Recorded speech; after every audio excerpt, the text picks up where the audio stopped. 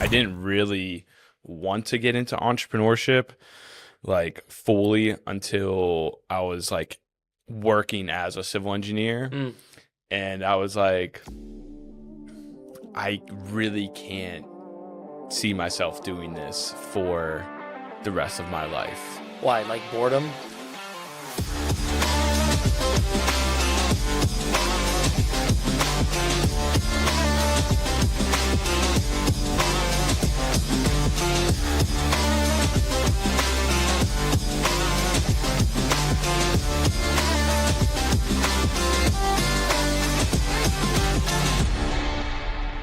Welcome back to the Josh Lustig podcast. Today, I'm super excited. We're in Austin, Texas, meeting with an entrepreneur.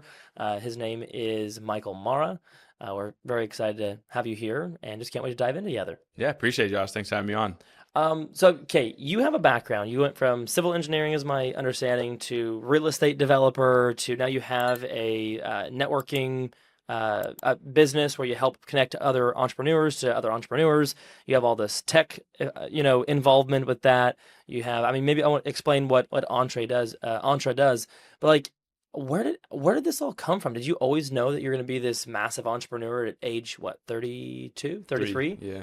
Did you know that you were gonna like go on this massive journey and like, hey, it's just a matter of time, or like, where did that unfold? Not at all. Yeah, I mean, my in school and everything, I was always kind of just relatively good at math and science and stuff. Mm, So engineering was kind of like a natural trajectory there. yeah, But none of my friends or family were like entrepreneurs growing up. Like, I guess my mom's family had like they had like a family business, but it was like very like old school, just traditional kind of small yeah, business mom and in a pa, small yeah. town. Yeah. So nothing crazy there. And I was never like around it that much. Mm-hmm. I was always fascinated with investing in things. So I started dabbling in that stuff in high school and college, but never anything too serious. But I didn't really want to get into entrepreneurship like fully until I was like working as a civil engineer. Mm.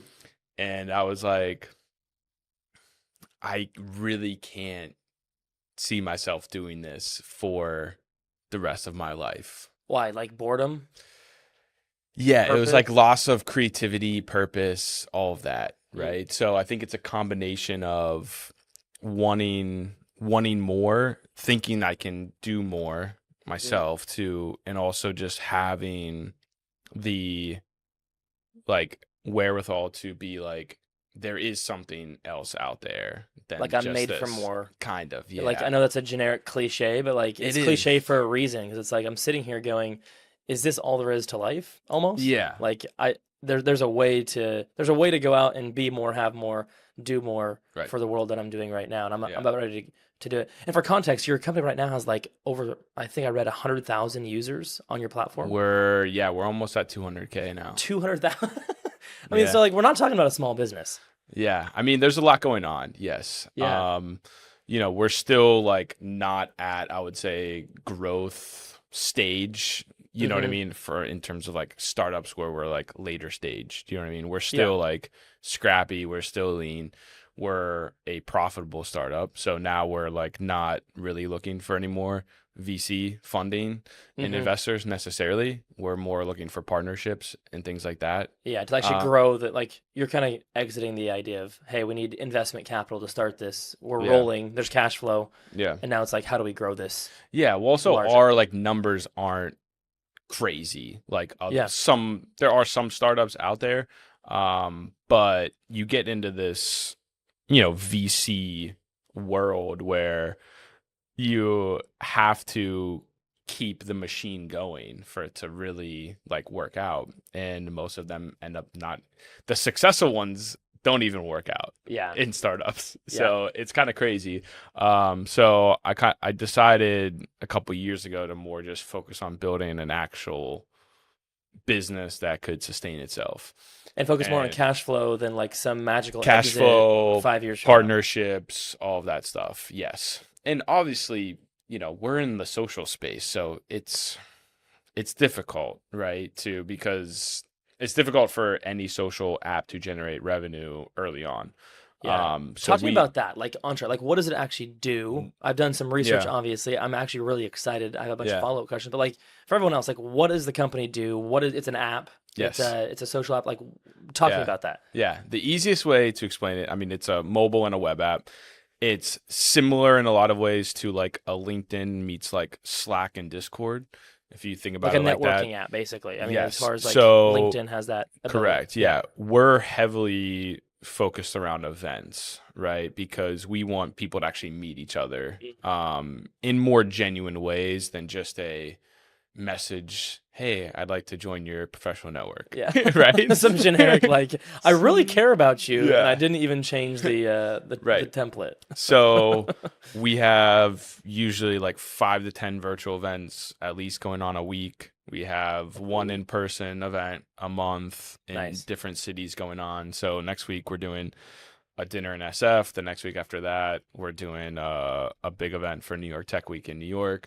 So we're trying to create spaces where entrepreneurs, and not just entrepreneurs, but just people that are trying to get into tech or really just do their own thing, Yeah. can come together, get the resources that they need. We have a whole learning section with courses, content, docs, like legal docs, Nice. templates, like And that's all part sorts of of the stuff. app. Part of the app, yes. So you go to these events and the app helps you connect with other people that are also going to the same event. In a sense, yeah, you Yeah. can do that for sure. It's more about like just creating the event opportunity for people, Hmm. right? And then once they're there, then they can connect wherever they want. Like a lot of Yeah. times, it's easy just for people to connect on text or email. Like Yeah. it's way easier than using. I prefer that over pretty much using any social app. Yeah. So for us, it's I'm the not. same way. Like I'll walk up to somebody, introduce myself, 15 minutes later, great conversation Yeah, about, hey, we should link up later, but then you get distracted. It's like, hey, really quick, why don't we text each other really quick? Here's my name, put your name in a group message basically, if right, it's more than two people. And it's like, then I can go back to that text string later. And like exactly, I have a place to go. So I think it's exactly. interesting that you said that. Yeah, Um, because early on, you want everyone using your app to do everything. But yeah. at the end of the day, it doesn't work like that. Reality doesn't work like that, where people want to use less apps, honestly. Yeah. So, No one's wanting to use more apps, right. is your point. So for us, it's like, okay, well, we don't want to fight back against people like having to download our app to connect, and they have to only message people through here. It's like, no, let's create just the opportunity for people to meet, and then they know they met through us, Hmm. and they're going to keep coming to our events. Yeah. And that doesn't, whether they use our app or not all the time, is not necessarily the biggest driver, right? In an ideal world, yes, but there's so much competition, Mm, and those companies have so much horsepower and yeah. so many people and so many things, so many people already on the app, so many marketing power, everything they already have set up. So to fight against that is going to be very tricky. So Mhm. instead of fighting against it, now it's more like, well, they're not focused on events at all, right? And they're not focused really on bringing people together or like giving people resources and all that stuff and being Those that. those companies are not focused. If I'm understanding right, most of these companies that have an app, even to do with networking, even LinkedIn, Yeah. even the big ones, right, do not actually bring people together in real life. We're bringing people together digitally, which is great. There's a place for that. There's a Yeah. market for that, clearly, right? Yeah. However, I think to your point, when you can actually bring people together in a real life setting, Yeah. that's where people actually change lives together. That's where 100%. you actually have a conversation that's like, hey, we should partner. Hey, I want to invest in you. 100%. Most of that's done in person. Yeah. Am I getting the Yeah. the Yeah. point? I mean, even virtually, LinkedIn's like virtual, they only have audio rooms and Yeah. those suck. I don't know if you've been in. I actually have not. No. They're terrible. So they don't really even have a virtual event software built in, really. How are you running the Like, virtual events? Is it through the through app the then? app, yeah, we have everything Really? built out. Yes. So can other people use that Yeah, you can do live to streaming. So like Everything. I am big on this. You I could could literally use that hop to go on. host an event online. Yeah, I mean, people host like podcast office hours on Entre every week. No way. So yeah, you can hop on. Like we have investor office hours every Monday, and then like this other angel investor, and then this other guy who just left that Citizens Bank. They do It's called Venture and Vibes. They do like a podcast every Monday or Tuesday as well. It's kind of in a way. What was that? All the rage in Clubhouse. yes, that Yeah. app. It's there's elements of that. Yeah, There's yeah. I elements mean, of that's LinkedIn, and yeah. there's So I grew one of the biggest clubs on Clubhouse. I was like super in it. no way. Yeah, Okay, so I got to interview like crazy people on there, and yeah, it was insane. that thing blew up overnight. It was Clubhouse, wild. like everyone was on Clubhouse. I was actually anti Clubhouse because I was like, guys, I'm not just gonna hop on here with no like in our little insurance circles where to everyone else nobody knows me, but in that little niche I was a decent public figure in that small niche. People were like, oh, you need to be on Clubhouse. I'm like, guys, you guys are on Clubhouse like 8 hours a day. But then I started going on there and it was like, this is fun as hell. It was insane. Yeah. Like, I'm like riding my freaking, I'm doing some little workout or something. I'm like on there or I'm driving. And Oh, I'm like, yeah. oh, this is sick. We're all just like Yeah. hanging out. Well, I mean, it was literally, and I've talked about this in so many podcasts and stuff, but it was literally the best. Like, if they treated it as a professional networking tool and they Mhm. charged monthly and they kept it like tight knit, high quality, they would have, they had the opportunity to really compete against LinkedIn. Why do you think if they did it. Clubhouse is really not a popular thing anymore? Because when you give everyone a voice, then it's like, in a sense, right? It just clouds the value that they had. The differentiator was when I was on there, especially early on, Uh-huh. everyone I was meeting was like awesome.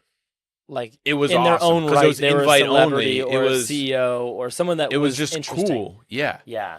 It was so cool. Everyone was like interesting. You had doctors, and then you had entrepreneurs, and then you had like musicians, and it was like so cool. Every room you popped into was like, yo, okay, it was Yeah. insane.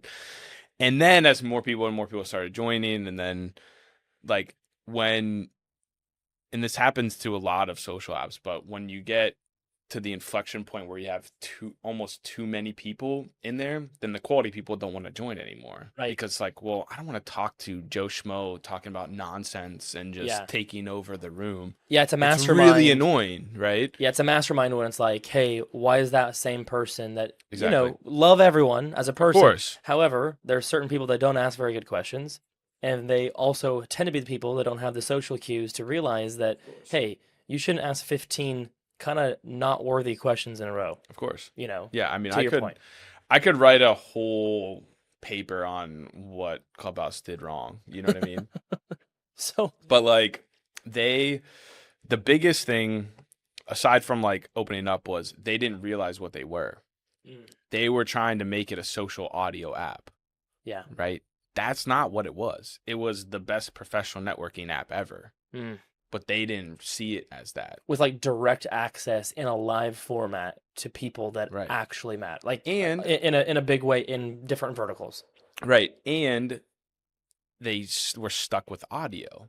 Okay, well, audio is great for certain things, but for podcasts, Yeah, a lot of people love video and Mhm. clips. So if we were doing this on Clubhouse, right, they would only be able to hear this, right. right? But not And then see the and then they interaction. would never see the interaction. They would also never see any clips or video content ever also on TikTok or Reels or whatever else. So they missed out on like also implementing video. So that's what we did. Like I met a ton of people from Clubhouse. We also got some investors from Clubhouse, right? We were like, okay, well, especially for professionals, if they're meeting someone virtually doing a podcast, any type of digital content, the best form of digital content is video, and it will Yeah. continue to be video. Right. And the It's best the closest way to real life. it's close to real life, and the best way to get organic reach right now is video content, especially short form video content. Yeah. So if a creator doesn't have the access to be able to do that, then they're not going to want to spend time on that platform. They're going to just do it on something else. So that's why you can do audio, you can do video. We have screen recording, Oh, all dang. of that. Yeah. I'm excited to join, man. Yeah. It's cool. We should do another, or I'm going to be doing another, I haven't done an interview on there in a while, but we're going to do with the CEO of Dula. Soon. Sweet. They're one of our new partners where you can like set up LLC super easy and like all of that stuff. online. Nice. Yeah, they're a pretty cool company if you haven't heard of them. No, no, I'll have to check them out. So you're doing one of those soon with them? Yeah, so I'll just interview him on Entre, Cool. like virtually, and then people can pop in and Oh, I'll yeah, pop in for sure. So yeah. can the audience can interact then? We have a chat, yeah. So it's Nice. just like Twitch or any other live streaming Yeah. platform. But you can pop. We have a chat. We can be on video. We can both be on video. Neither of us could be on video. I can screen share also. That will Mm. come up on mobile and web too. So like, how do you get into that? So you're civil engineer. You into real estate developing. Like, how do you just get into the software space? Yeah, I mean the real estate thing was I was interested in investing and I had this like path of either going down. I had like this mentor that I was talking to about stocks and I had a mentor I was talking to about real estate. Mm-hmm. And I chose real estate just because that was what I was most interested in and stuff. And we never really got into development, like building stuff. It was more like distressed real estate. So like wholesaling, Sure. we did Airbnb rentals, we did foreclosure auctions, all of that stuff. And I moved to Miami and did that for a little over a year. And it was challenging. It was like I did not have fun. I did not go out. I worked all the time. Yeah. I drove all over South Florida to properties and all sorts of Yeah. stuff. We were managing 2 Airbnbs. It was just like it was a mess in a sense, Yeah, right? you're doing a little bit of all those things. It was just, yeah, I mean, every Yeah. day I'm just driving. We're going to check out different properties, managing properties, hitting up realtors. It was nonstop. And I was like, I also don't want to do this, right? And I was kind of like bottom in on the totem pole at that time too, because I was the new Yeah, guy new guy on the and block. I was the youngest guy. And you know what I mean? It was like, well, I want to do my own thing. I want to get into tech because I see that as like the future. Sure. And I wanted to like really make a difference in more of a creative way, right? Real estate's very cut and dry. It's like the numbers make sense, the numbers make sense. Sure, Yeah. similar with insurance. It's like Yeah. there's not really too much creativity in a sense, right? You can't control It's- the product. Right. The Yeah. product is the product. It's like the house is in either a good area and the price is good Yeah. or it's not. It's like there's no other. I'm not like building something out of nothing. Yeah. You know. There's some creativity in real estate with the stress stuff. Mhm. Like you can get into like there's a lot of houses that have like bad mortgages that you could take over if they have liens against the house. There's a lot of different strategies with that stuff, especially like the foreclosure stuff that you can get into that is creative. But it's not fun. It's not like interesting in a sense. Yeah. You know what Which I is mean? a big deal to you. Yeah. Like I'm picking up on that theme. Like it's a big deal for you to actually like you're gonna go throw your. It feels like you're the kind of guy that's gonna throw yourself 100% into something, no matter what it is. But you're like, for me to do it long term, it has to be fun. Yeah. It that has to accurate? be interesting, Mm. right? I'm a very curious person. I don't like doing the same thing every day. So I like problems. I like solving problems. I like difficult things that are complex and that are like deep thinking, critical thinking Mhm. opportunities, right? So I'm always like thinking about the future, right? I'm always like, where's things going? Yeah, you You like know the what I mean? strategy of it all. I mean, you like the idea that Strategy hey, is huge for me. I have this partner that we're taking on, and I have this other thing over here, and I just met this other guy over here, and how the hell are we gonna make all that, a valuable, like it's all these puzzle pieces. How do we put the puzzle Yeah. together and make it make sense? Exactly. Yeah, Which is exactly. also why obviously you're good at the networking side because that's literally what it is. Yeah, exactly. Like helping things connect. Yeah. Yeah. So that's, I mean, now like last year we opened up like a venture studio too. So we were meeting a ton of startups and I started doing a lot more advising and consulting and stuff too. And then I was like, well, if I like these startups, why don't we like work with them more? They need Yeah. help. Plus we can get a little bit of equity, right? So the whole model is we help them with mainly like product, like development, tech, all of that, fundraising, go to market. It depends on the company. Everyone's at different stages and everyone needs help with different things. And a lot of these people are solo founders who don't have a team or they've tried different things that haven't worked. And we're like, well, let's help you out. Let's like basically come in for less equity than you would give, way less equity than you give a co-founder, Yeah. right? Or a team, and way less money than you would have for a CTO or whatever as well. So we kind of complement what they need, and it's kind of what I wanted when I was starting out, in a sense, Yeah. right? Where I can get all the support that I need Mm. without like, breaking the bank essentially. So people that are looking for funding, like obviously you've been on both sides of that equation. Yeah. Like yeah, if I understand right, you had a round of funding Yeah. for your company, Yeah. and you went and got people to invest in your business. You've also sounds like taken your own money and other people's money and invested in a bunch of startups and stuff. What are you looking for, or what are people in general like? Okay, I started a business and I want to go get $2 million of investment in my company. Yeah. What makes someone worthy of that investment? Like, what are these investors actually looking for? So the biggest thing, number one, traction. Like, if you have something that's working, Mm. clearly defined, Mm-hmm. right? And that thing is scalable, that's really all you need. Like That's like they the want to number see that one thing. they want to see it's not just a concept, but that you actually put it into real action. Yeah, and if it's there's just an something. idea, ideas don't mean anything anymore, right? Yeah. Because you can so many people that know anything about technology now can build so many things so fast, Mm. where the ideas don't mean much, right? What matters in today's world is distribution, execution. Mm. Those two things Yeah. is everything. If you have the distribution to get the product or service or whatever out there, Sales, like you actually have sales, like right? a Marketing, way to bring it to market. correct. And you have a team to execute that. Mm-hmm. That's really all you need, because every product and service can be copied now for the most part, right? Especially with AI. 100%. Like information is now free. Yes. Like information, it's very hard. Like I don't even know how colleges are going to charge anymore for I admission because don't. it's free. They're charging for experience.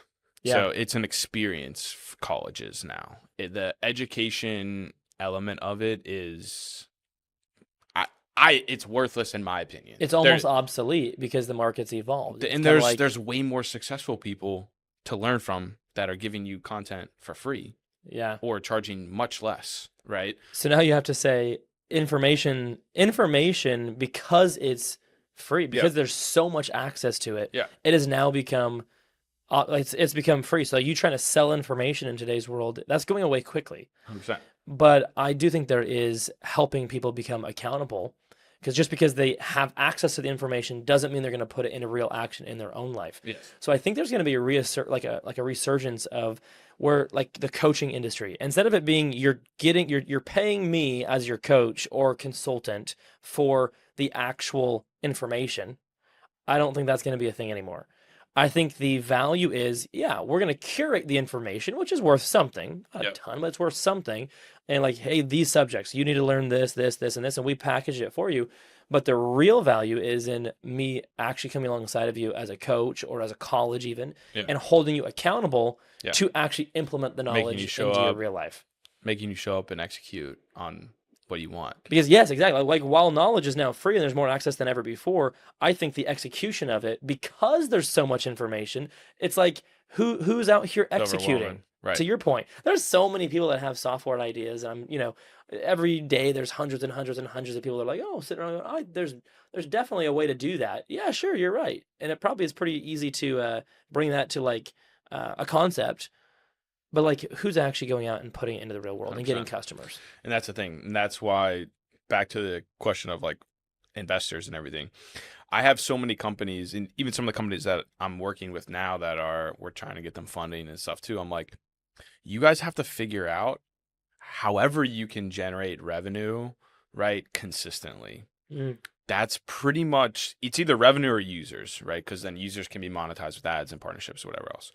In most cases, it's really difficult to get user numbers to massive amounts where it can be monetized in a way, unless it's for a specific niche that is valuable, like entrepreneurs and business owners, right? So if I can pause for a second on that. So you're saying basically there's revenue, which is just cash in, cash Yeah. flow. Like, Yeah. does this business actually make money? Yeah. People paying you cash Yes. for the product or service. Yes. That's obviously, that's what I know. Like, Yes. that's the world that I know pretty well with the insurance company. We Yes. raised it up and had a Yes. $50 million evaluation based on cash flow. I understand that. The other side is, I'm newer to this concept, is enough users, enough eyeballs, if you will, looking at your stuff, attention, that I can have other people come in. I can sell ad space. I can sell because I'm the one that has the attraction, which is what we're trying to do on the media side. 100%. And that is like, there's different ways of doing that, right? So at the end of the day, like, I put it in the simplest terms where if you can get people to do stuff, you can monetize it.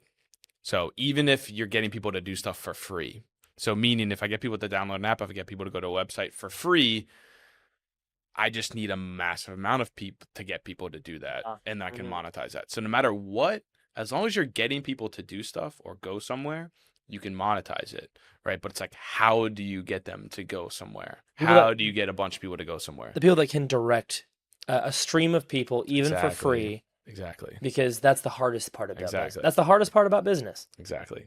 So, and we leverage that with the app, right? And then also events too, because also in person is more valuable than digital. So if you can get people to physically go somewhere, that's like a lot harder. Fly across the country to an event. That's a lot harder than getting someone to just download an app and pop into a virtual event or whatever, right? So there's more value attached to that. And I think also as time goes on, experiences are going to be increasingly more valuable because with all the digital stuff going on, people are going to be, it's going to get to a point where people are going to be so overstimulated with the digital stuff and videos and all that content and everything else that, and sales is trending this way too, where most sales now is back to in person. Like real bigger sales is back to in person because every VP, every like CEO is getting bombarded with digital emails, messages with AI. Do you think people are going to reject digital altogether one day? Yes, because it's going to be completely overwhelming. Think about what's about to happen with AI and email sending and messages and all of that stuff. Like nothing's real anymore. Exactly. And I'm starting to know that. The only thing that's real is this. Like this. I can physically see that we're together. I can see you, yes. Even then, robots, I mean, that's going to get sketchy, but... That's going to take a long time. Yeah. But yes. Even then, the first question is this real or is this not? 100%. I don't think we're ever going to be comfortable with the idea that, like, I don't have interaction with other humans in the business world. Exactly. I don't think that, I don't foresee especially that. The old school guys. And if you look at... Which is going to be us in like 20 years. But like, that's even if you look at who is running every major company right now, for the most part, 99% of the people who are running major companies are in decision level positions. They're in their late 40s, 50s, and 60s. Yeah. Yeah. They don't want to do all the digital stuff. Half of them aren't even on LinkedIn. Do you think there's a point where this generation, like, let's say, you're 33, I'm 28, like, do you think there's a point where our generation doesn't even like it gets rid of screens altogether? Like, do you think it ever could get to that level? I think it could, for sure. I don't think it's going to be us. I think it would be like Gen Z and then Gen Alpha now. I think they're so much more advanced with like seeing the world happen faster, where I think there's so much more information out there where I think eventually it's going to get to the point where they're going to understand that like it's so bad that we need to, it's almost going to like wrap itself around where they're going to kind of reject it. Yeah. I think. I'm close to this, by the way. Like, I appreciate media for what it is, and I think there's a lot of value. But in my personal life, I'll tell you, been married for almost 8 years. We have 4 little kids, 7 and under. And I'll tell you, we don't do screens with the kids. The most screen time they ever get is family movie night. That's great. And that's like, That's great. we shoot for one Friday nights. We shoot for one movie a week. Sometimes, if they're sick or whatever, life goes. But we don't have the tablets. Yep. We don't do cell phones, where they watch videos all the time. And it's just like when we do give them like more screen time, like a few years ago, when we would give them more screen time, I can immediately tell them their attitude. I can tell them my own attitude. So then I started thinking like, what if I just went without a phone for a week? And I did it. Like no phone. Really? Yeah, it was crazy. How'd it go? It was good. Like I was addicted. I'm very addicted to it. I know I am because I will check it. I'll check the phone that's not even in my pocket during that week. I'd like every freaking 4 minutes. You'll go into your pocket. Oh, I'll reach into my pocket and there's nothing there. Or then I'll like feel like, oh, I'm missing something. Like I'm almost uneasy when I'd like walk out of my house. Like I'd go to my garage door, open it, and I'd walk through it and I'd be like, what am I? Oh, my phone. Where's my phone? Oh, I remember I'm not having a phone this week. So what did you do for work and so you just did your laptop only? Yeah. Okay. Yeah, I go to the office and I'm a little bit blessed because I didn't get a lot done that week when it comes to like the day-to-day. Yeah. But I focus on a lot of projects. And I got so much done because it's like just deep work. Have you ever heard Cal Newport's book, course. Deep Work? Yeah. Love that. I'm actually a big fan. I'm reading one of his other ones right now. But it's like, what would it be like to not have technology? It'd be very interesting. I was thinking about this too because my grandma the power went out at her house in Pittsburgh and she didn't have a phone or anything for 7 days. And obviously it's easier for her, but I'm like, what if that happened to me? Like if I didn't have, because she doesn't even have a cell phone, she just has like an iPad, whatever. Right. But like if I didn't have my phone or power, like at my apartment, I don't know what I would do for like 7 days. Would be obviously like I'd be fine, but like No, I mean, what would maybe, happen? maybe. Like right, like what would that end up being like? You know what I mean? Like I don't think people think about the reality of like a world without technology because we're so obsessed with it. And we don't know a time before. Right. Your grandma at least does. Yes. I do slightly. Yeah. Like I do remember dial-up internet. I do too because I do remember like no cell phones too. Like I remember my mom getting a cell phone for the first time. We had a car phone. I remember when I was young. But even that, which is also an insane concept. Like but. that's an insane. But even that is insane. If we were talking and there was a 80-year-old, like my grandfather is 82 or 3. If he was sitting here having this conversation, that even the way we're talking sounds crazy. He's like, dude, I remember like. Right. Before microwaves, like my mom and dad remember before microwaves. Yeah. Like how out of touch we are with like how fast technology has came into this world. Right now I'm sitting in Austin, Texas at a podcast studio. I actually, if all of our phones went out, I have no idea how I'm going to get back to our freaking private jet to fly home. Right. It's like we had that conversation last night. Like, what if we didn't have this phone? So like we're so dependent on it. Yeah, it's It's insane. a wild Well, also concept. like if you were gonna like meet up with someone, you're just like you set a time and you're like, yeah, let's go here at 6. Yeah. And if something happens to that person, you have no idea. You're just sitting at sitting at a restaurant, Yeah. wondering like, did I get the wrong place? Right. Well, I guess I'll just order my own drink and food and eat by myself tonight. It's like it was such like a trust thing back then. Or like, well, let's just go and we'll meet back here at this time. It's like, well, if anything happens to that person, we have no idea where they are, what they're doing, anything. That's wild. And now with location tracking too, like that's also a whole nother level of it where now people know where you're at all the time too. Does that creep you out at all? Yeah, I don't really like. I think my mom is the only person that has my location. I'm pretty sure. Yeah. Maybe like Well, one other friend. that you know of. Yes. Well, that's the thing. I'm I a don't use conspiracy theorist a Snapchat little either. bit, so yeah. Like Snapchat now, you pull up Snapchat. I don't use it, but like I'll check it every like 5 months. You can go on like the map, and you can see where everyone is. That's crazy. It's creepy. But it would be helpful. So here's one of the things that I'm interested in also building out. And I don't know why Instagram hasn't done something like this, but I think it would be more useful for the business world where you would get an automatic location. So you just came to Austin, Hmm. right? And Jake connected us, Yeah. right? And now we're connected. And then let's say you go to New York or something, right? Like You would get all of my connections would get an update. Hey, Josh is in town, right? Josh is in New York for X amount of days. Mm-hmm. If you change your location, whatever, he's connected with Michael. He's in insurance and hosting podcasts and looking to connect with other entrepreneurs, right? All my friends would get that notification, and you would get a notification saying, hey, here's all Michael's connections in New York. Do you want to connect with them? That's a good idea. Right? That's a great idea, actually. Right?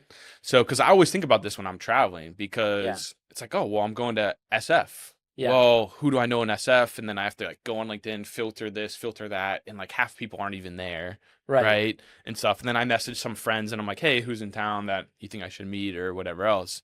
But it's like this extra level of like stuff that like doesn't even need to happen, right? Or I'll forget about someone that I know in LA or whatever when I'm there, and I'm like, shoot, I should have hit them up or whatever. And that's a great idea. I also don't know when they're in Austin. Like if any of my connections are in Austin. Yeah, the closest thing you have to it is like if somebody posts on their story or something, you happen to see it. Exactly. Like, oh man, dude, I just missed you by 24 hours. Exactly. Like, and how many times has that happened where you're like, you see someone's story that they were in the same city and you're like, dude, I wish I knew you were there.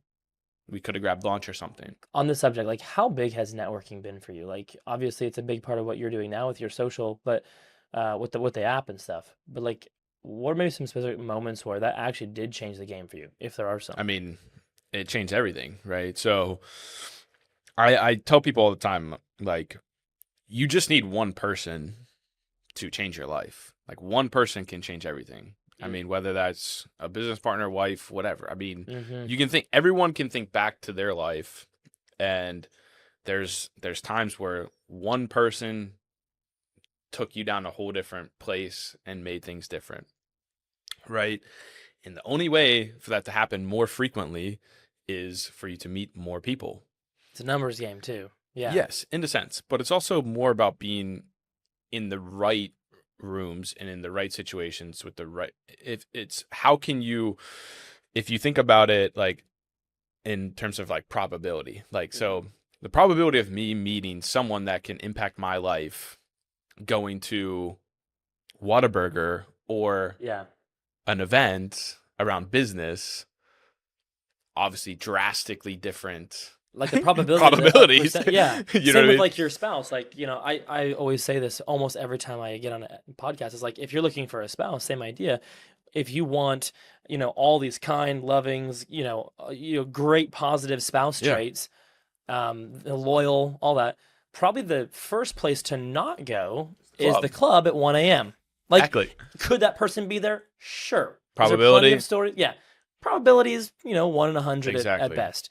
If you're someone that, has a certain faith that you belong to, a certain church group, whatever, that's a great place to go because there's so many like-minded, only people that are like-minded go to that. So I agree with you 100%. Yeah. Like, where do you want? It's a probability game, right? Yeah. And it's also just follow your curiosity, follow your interest, right? So even if you have to go to stuff alone, who cares? Like, get a little bit out of your comfort zone. Like, people are scared to just eat dinner by themselves. I'm like, when I'm traveling, like, I'll eat dinner. I don't care, right? And if you do it once, you'll actually just like, you'll have a sense of calm over you because, wow, I can just do this by myself. And if you don't need someone else, it's very fulfilling in a lot of ways because you realize that no matter what happens, you're okay doing things by yourself and you can do them by yourself. Right? So what would you, along those lines, what would you tell someone if they're maybe self-proclaimed shy, introvert, all these things? Like, I go to a networking function, I stick close to the walls rather than in the middle of the room. Like, I don't want to talk to anybody. I might find one person and try to like go sit down at a table. What would you tell somebody like that says, my goal this year, Michael, is I'm going to get out and I'm going to do what you and Josh were saying. I'm going to go network. I'm going to go build some relationships and put myself out there. Yeah. And then they get to the door of the event and they go, oh shit. Yeah. Now what? What are some tips that maybe helped you to like walk into that room and own it? easiest thing is to go with someone or with some other people, right? That's just, it will calm you down. You have someone to talk to no matter what, and you're there, right?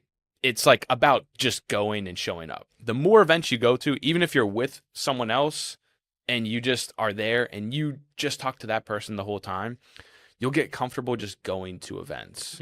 Right. And being in that environment, because it is different than your normal life. Right. A lot of people never go to networking events or any events, right? Conferences. Yeah. Like, I don't There's think, a loneliness epidemic. That's a yeah. I different mean, like, subject, I'm thinking like some of my friends and family, like, I don't know if they've ever been to like a business conference or, Yeah. like, so just being in that environment will also just help you relax. Right.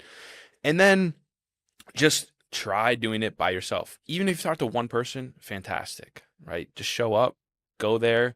Even if you sit at a table or in the corner, whatever, by yourself and you talk to one or two people, fantastic, right? Get comfortable with the situation, right? Because it's just like it's public speaking, right? Yeah. You do it for the first time, you're going to be scared, right? If you're stand-up comedian, you perform for the first time, chances are you're going to be very scared. But if you've done it 100 times, you're going to be much more comfortable, right? Like when I go to an event now, I'm like, I'm chilling. Like I'm super relaxed and, I'll talk to some people, like sometimes I want to talk to some people, sometimes I don't want to talk to as many people, but I'm relaxed. It's not like I'm nervous or scared. It's more just like I've done it so many times that I'm just comfortable with, being in the moment of how I'm feeling too. You know what I found was interesting recently on this is I started like going to events and stuff, and it changed my business life for sure. I started going to events kind of like in must have been like 2019, 2020. It was like right when COVID happened, and then there's certain industry events that like kept going. And so I get in these rooms, and all of a sudden you start building friends, and just like you're saying, like over time, now I walk in and I know everybody, and I start speaking at the events. I kind of start becoming more of a micro niche for 30,000 people or whatever that actually know who I am in that particular space. So like I walk into a room and there's actually a line of people that know who I am, and they want to talk to me because of whatever we've done in the business, and they want advice and all of this. And I started like getting so used to that like I forgot like what it's like to not have that. So like in my brain, I was like, I'm really good at events. I'm really good at networking. But what would happen is I was in the past, and then all of a sudden I got really comfortable with the idea that I'd walk into a room and there'd be 6 people that want to talk to me. I would stay in one spot and people just rotate around me all night. Not like I'm the biggest deal. I'm not trying to say that. I'm just saying like in that little, in group. Insurance, people knew. Yeah. So it's like, and those are the only events that I'd go to. Yeah. Well, then I strike out on this new venture. So we exit a majority stake in our company. We have a little bit more cash now, a little more freedom. I'm still running the company, but we're starting these other ventures, and I'm going into the media side. And I started going to different events that are not insurance focused, where nobody knows who I am at all. I'm a literal nobody in that room. Yeah. And I go, damn, this is actually way harder than I remember, because I have to go and put myself out there again. I walked in the room, and I'll be very honest, after all, seemingly some people say we've had some nice wins and successes. I should be very confident, and I am naturally. But I walk to the door and I go, what's my next move? What am I going to do walking into this room where nobody knows me, nobody cares, and I'm going to have to just like go manufacture some conversations? And you know what I found what was interesting is I had to like go back and be like, okay, what did I used to do? One place, and here's one tip for anyone listening. One tip for me on networking is there at every event, there is going to either be a bar or there's going to be drinks of some kind or even a freaking water station or coffee in the back of the room. Go there. Yep. And then when you're seemingly waiting in line and there's nothing else to do, you talk to the next person next to you and just say, hey, I'm Josh. What's your name? Yeah. So you just chat it up that way. And then once you know one person, now you can have them as your buddy, right, at the event. And you're like, oh, I know that person. And then you introduce yourself to the next one. And it just gets easier and easier. Yeah. And the person that goes around saying, hey, Michael, great to see you. Hey, John, hey, what's up, my friend? Hey, Sue, great to see you again. I saw you at the last one. What's up? How are your kids? Those people are the ones that network the fastest. So for me, that was just an interesting, like, dang, I got to remember what it's like. And yes, it is very possible. So then I started doing that, and very soon, you kind of have the same effect. Yeah, no, it's a great tip. Yeah, any place that's like there's lines or people are going to be waiting, right, and you're going to be just organically next to someone. super easy to just like start the conversation or like, Mhm. hey, what are you getting to drink? Whatever. Have you Food ever goes. introduced yourself to somebody and they were just like you just say, "Hey, what's your name? I'm Michael," or whatever. Have you ever got like rude, like someone's like, "Oh, like piss off." Not necessarily rude, but you can tell the people who want to talk and who people who don't want to talk, really, Mhm. right? And when that happens, it don't take it personal. It just it is what it is. Someone Yeah. might be in a bad mood, or they just really don't want to talk, and they're there for some other reason. They had to go to the event, whatever it may be. So I always tell people too, like spend time on people who like are giving you the same kind of energy back, Mm, right? If someone's being very cold, giving you short answers, just move on to the next person. It's yeah. fine. There's nothing wrong with that.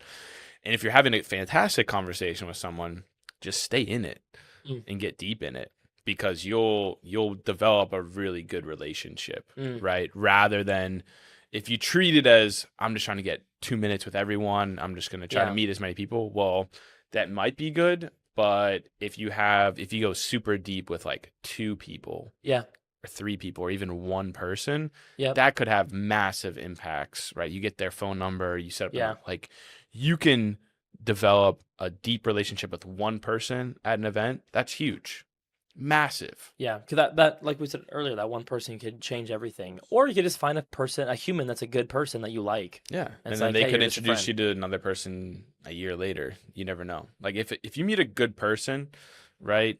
Chances are they know other good people too. That's exact. Yeah, Do you know what I mean? and a lot of these, if you find someone that is connected, it's like the super connectors. There's super connectors in every city. Like in every city across America, there are people that know a lot of people on a really real way, and there's people that don't really care about that at all. Yeah.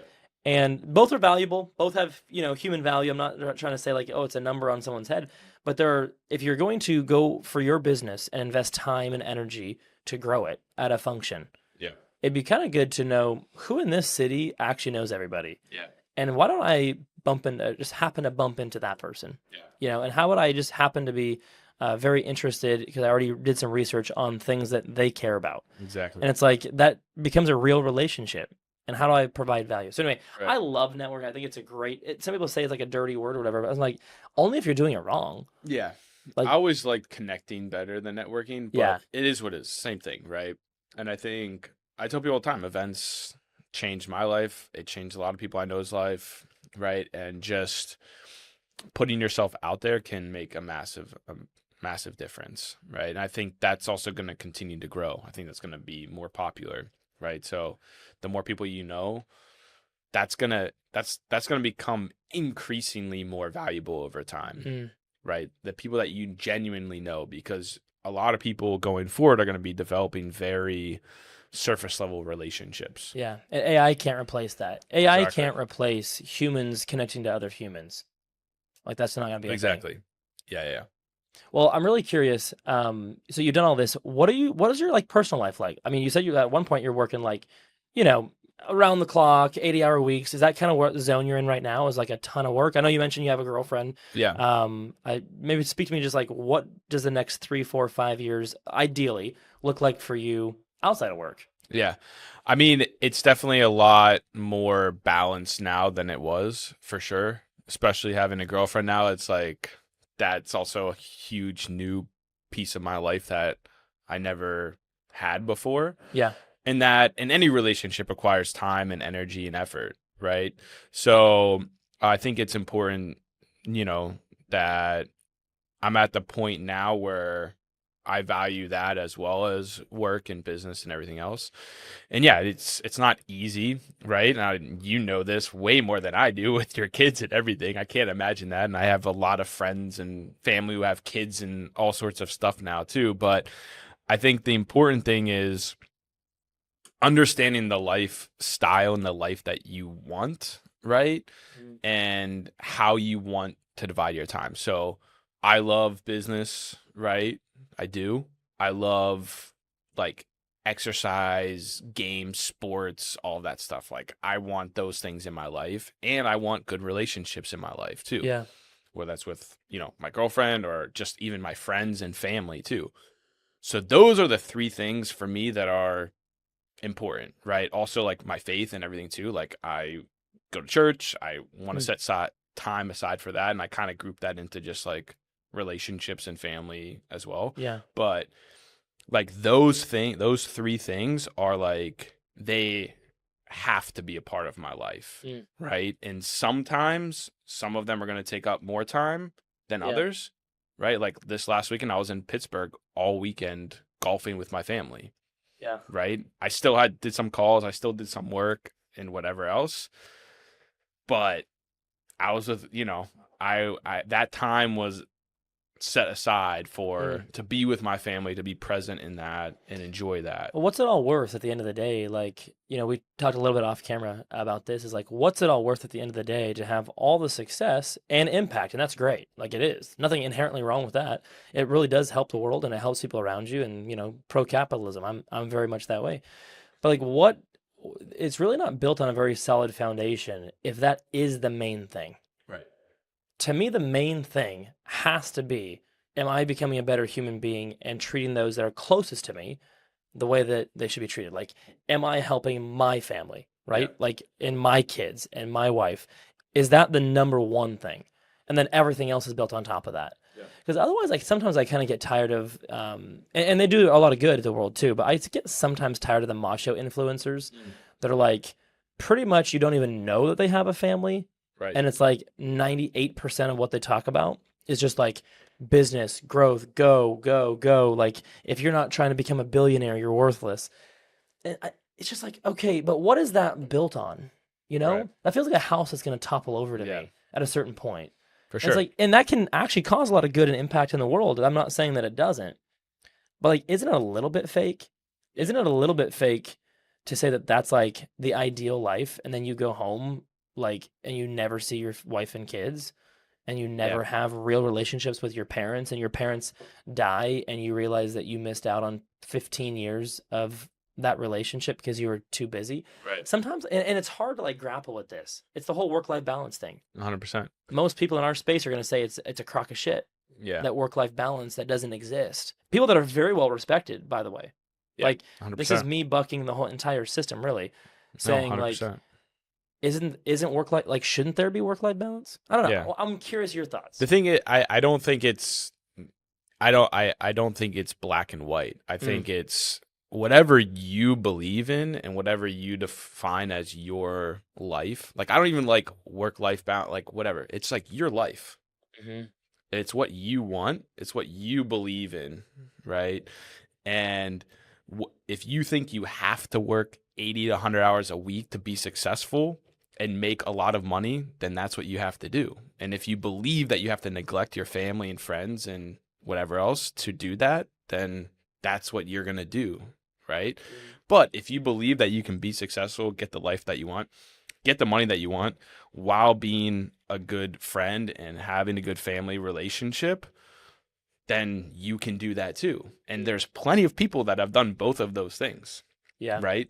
And at the end of the day, it's what makes you happy, what makes the people that you care about happy around you. Right.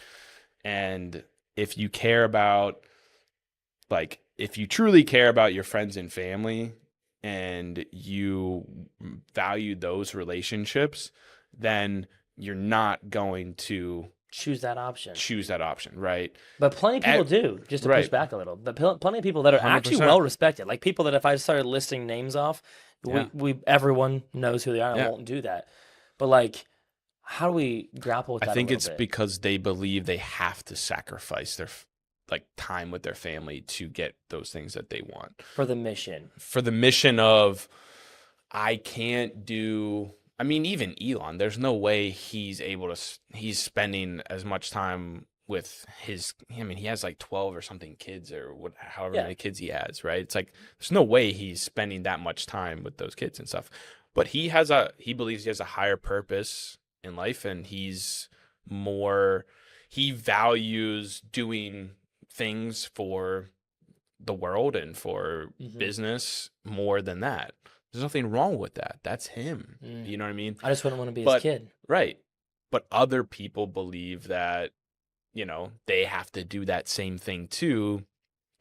But like they want to spend time with their family, and they think that the only way to get massively successful in business is to do it that way.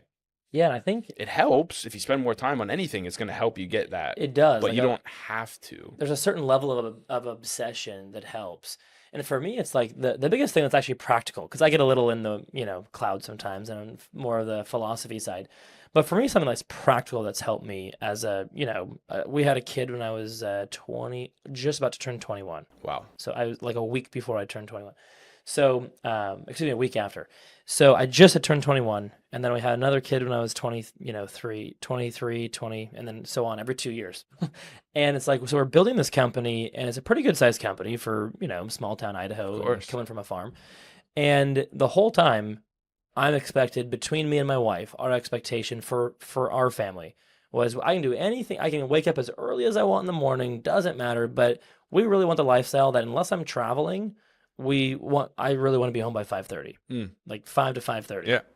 Which is crazy. Everyone will like laugh you out of the room if you say that. Like you're gonna build this big company and you're gonna go home at 5. Oh, 9 to 5er, you banker, right? And I just remember even complaining to my wife at a certain point. It was pretty easy in the beginning when we didn't have much. Like, it's pretty easy for me to be like, oh yeah, like I'll hustle during the day.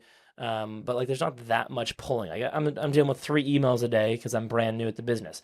When you get to where you're dealing with 100 emails that have to be responded to today, I started to like have some creep on that. Like it creeped into our family life. And I started saying things like, babe, I know we said that, but like everyone else that has a business that's making $300,000 a year at the time, everyone else that, they're working until 9 p.m. Right. So shouldn't we, meaning you, Yeah. be happy if I show up at 7? Yeah.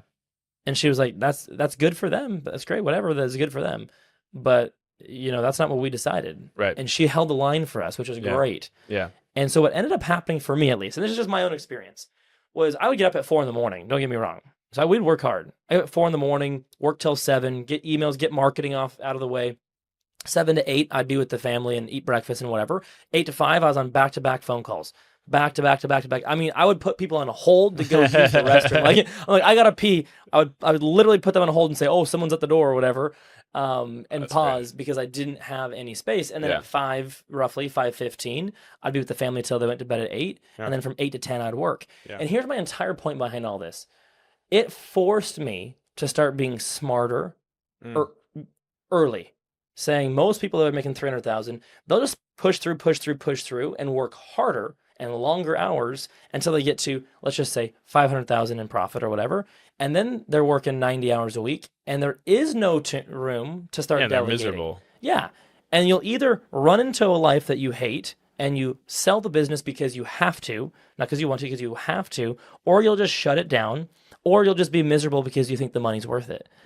And that was not a life. I would have done that without my wife. I personally would have done that because I am naturally let's go as fast as we can. Let's go to the moon. I'll work. I come from a farm, 15, 16-hour days. That was normal in the summertime. That's not a, crazy thing.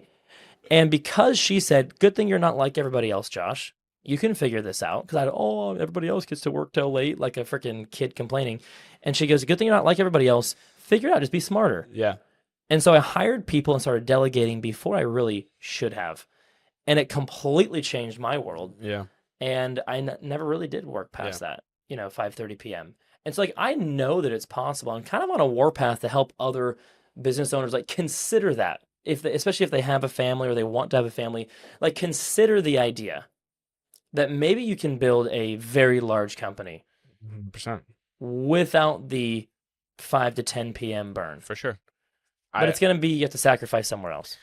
Yes, in a sense, I think, especially now with so much automation and AI, you can do so many things so much faster. And as long as you're smart with your time, like there's plenty of days that I stop at 5, and I go to the gym later if I don't have time earlier. Like I'm just so much more efficient with my time now. Like I can crank out so much stuff so fast now where it just opens up. Whereas otherwise, like when I was first starting out, it would take me a long time to like do certain things. And now I can crush it and I'm probably 5 times more efficient with my time now. And then also have people that are doing stuff too. So delegation is massive, right? You don't have to do everything. And if you can find someone who's, super good, right? And they also understand AI, that one person can do so many things Mm. now, right? So you can do so much more with so little now, more than ever. And I think the days of, you know, founders and entrepreneurs having to work so much, it's kind of over as long as you're smart with it. Yeah. Like you don't have to do that at all now. There's so many people. Depends on type of business, obviously. Yeah. Anything in the tech space, like you really don't have to unless you're really obsessed with it. And you should be obsessed with Yeah. it, You're right? one thing I do not refute on this whole work and life and all this stuff is like you do need to have a level of obsession if you're going to be Of course. successful. That's I mean Like that I was waking is up at 4 in the morning. Sometimes I was waking up at 2 in the morning because I just like couldn't wait to go to work. So like I don't want to say that like hard work is bad. No, I agree with that. yeah. 100%. Obsession is the beginning of everything that's successful. Yeah. It really is if you think about You just got to it. be careful how far you bring it. Well, yes, of course. And there's points where obsession can be very bad too, like where you get over obsessed and then it controls everything. Hmm. And if it's not, you can be obsessed about the wrong thing too. And Oh, if easy. you're Yeah, I've done that too. right, and then yeah, a lot of people, especially entrepreneurs early on, like, you know, you're so you're completely, I don't want to say like delirious, but like you have some level of like you think this thing is like 100% fact, like for sure. You're not right in the head if And you're an it's like, entrepreneur. Yeah. yeah, it's like yeah, I think back to myself and I'm like, dude, you were such an idiot when you were first starting out. Like you think so big and then you just get brought back down to reality very quickly as you actually start doing the thing. Yeah, for Right. sure. Like everything's always going to be harder than you think to implement, but it doesn't mean the idea is bad, Correct. And yeah, entrepreneurs are we are not right in the head. Because you see something that just by definition, you're seeing and believing in something that most people won't. Like Exactly. you're looking at this company and saying, "I think we can do it," and everyone else that you just pitched that idea to, at, around a poker table with buddies from your, high school, 95% of them are like, "Dude, I mean, maybe it's possible. I don't know. I'm not gonna do anything about it." And you're like, "Bro, like I just took Yeah. 15 actions yesterday to try to make it happen." 100%. Dude, I could talk all day to you about this stuff, but I know we have to get going to your next thing. Yeah. But I know, Rob, I think you have a couple of questions. All right, help. Struggling to scale my SaaS side hustle. I'm 28 years old. I'm a developer with a SaaS tool for freelance designers. It's got about 200 users. I'm doing about $10 a month for each. It's growing, but Okay. I'm burning out bootstrapping it. I need advice. Marketing side of the house, how to grow without big ad spend and relying on word of mouth, social media posts. Time-wise, how to balance a 9 to 5 side hustle and a toddler. 3, scaling. You got that. Tips to scale tech support without a big team. And mindset wise, when's the right time to quit my job? What worked for your ventures? Any pitfalls to avoid? Thanks. Whew, there's a lot there. Yeah, there's a lot there. Yeah. I would say first off, he's probably a fantastic candidate for an accelerator, right? Number Mhm. one, you can get funding, at least some funding, which will help him at least ease some of his stuff. But he has some traction. He's making what, 2,000 a month, right? Yeah. So Yep. that's not nothing. He's not going to get probably interest from VCs yet, but angel investors and accelerators will probably be interested in what he's building, especially since he's technical and can do all the development himself. I think that you should definitely go down that route. I think anyone early on, especially if they're by themselves, they can get a ton of support. They can also find co-founders on the people at accelerators and team up with people very easily, plus get customers from the other companies in the accelerator. So it will give him support that he needs. It'll give him some funding so he can hire someone, maybe a sales or marketing person.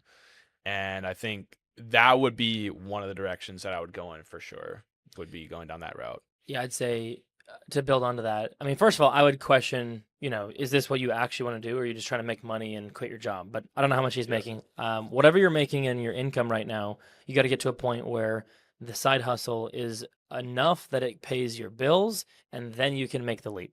I don't think because you already have responsibilities, and it sounds like a wife and a child, I think, if I remember right, you can't just jump ship because then you're going to be stressed out to the max and everything's going to fall apart, including your marriage, because there's no cash flow. So you have to have the side hustle make enough that your bills are covered. Even if it doesn't replace your full income, maybe you get it to $5,000 a month. You're not that far off. So do what you're doing to build the 200. How do you go and do the same thing that got you the 200 members? How do you go to 400 or 500 or 600 members? And then now you can quit your job and focus on this thing full time. Yeah. That'd be my I would want to understand how he got his first 200. It's like Yeah. whatever you did to get those, like whatever channel or whatever worked the best to get those, just double down on it. Obviously, if you don't want to do paid ads, you have to do organic content. Yeah. For the most part, or events. Yeah. Right. I Go to all events. the time. Events or the ticket. Not even go to events. So the best thing I tell people if they're just starting out, whatever industry, host your own event for that industry. It's not, you can partner with a co-working space, a bar, restaurant, right? It's not going to cost you really anything at all. If maybe $500, $1,000, whatever, you should try to just do a free thing just to get a space at a bar and be like, hey, I'm going to $500 to $1,000. Yeah, right? yeah. But there's plenty of co-working spaces, plenty of bars and restaurants that you can just be like, hey, do you care if I host an event here on a Wednesday night and bring in 20 people? Yeah. And be like, yeah, it sounds awesome. You don't even have to pay for the drinks. You can literally say, we're just all getting there's together. Plenty we're of doing this events. thing. There's Yeah. plenty of events where people pay for their own drinks, and Yeah. it's not that big of a deal, right? But what happens is all those people come to you, right? You have all their information. They come to you. They know you hosted it. They know you organized it.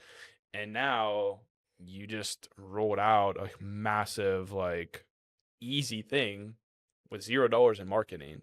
When you're the host, you're relevant just because you are the host. Exactly. So we hosted a party, a networking event, like a CEO founder, event at our office. And there's like 65, 70 people that showed up that other people invited to our space. Right. They didn't know who I was, but I'm relevant because I own the space. Like, because I am the host. 100%. That makes you relevant. So 100%. yeah, I 100% agree with that. Well, dude, this has been so awesome. I appreciate you taking the time, and yeah, connect me to some of those guys. I'll connect you to some of our guys. That's the theme of today's show, is just more around the connecting good people to good people. 100%. And just appreciate. I'm excited to check out your app and do some events with you guys, and whatever we can do to support the mission. For sure. I know I've learned a lot, and what I'm most excited for you about is the next 3 to 5 years on your personal side of your life, where it sounds to me like you have some big goals there. And the business side, it's going to go bonkers no matter what you do. You're just that kind of guy. But I think it's really cool, the strides that you're making on that side. And I can't wait to see what that looks like. I appreciate it. Yeah, it's been a great conversation. I think like we're very similar in a lot of ways, I feel. So anytime you're in Austin or New York, SF, wherever, I know people in a lot of different cities. So hell yeah. Happy to introduce you. And yeah, we should do it again sometime. Absolutely. Thanks. Josh. Appreciate Cheers, it. man.